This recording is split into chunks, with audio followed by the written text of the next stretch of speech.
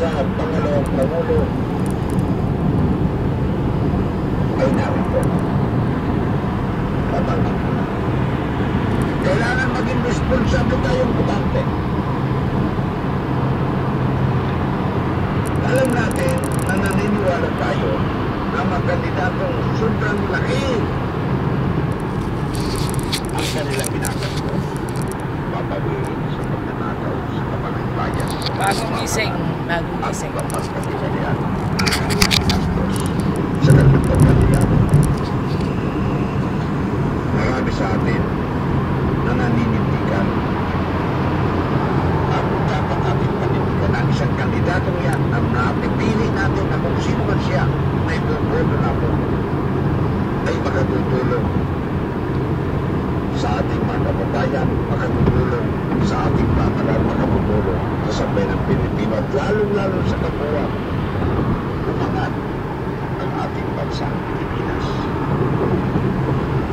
Nagalungkot na tayo sa kahirapan. Nagalungkot tayo sa utang.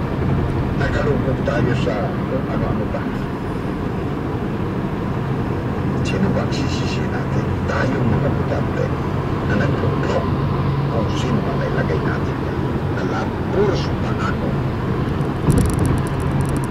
Okay, isa-isay natin. Halimbawa, itong si Loren, isang broadcaster sa TV, sa radyo, naging senador. Pangilang term siya na senador at ngayon. Kumandidato siya noon as Vice President. Nagprotesta siya at hindi ko natuloy. Tuloy-tuloy ang kanyang pagkasenador at kakandidato siya ngayon sa pagka-Vice President. Loren Legarda. Dumago pa tayo kay Binay. Mayor kasalukuyan, Mayor ng Makati.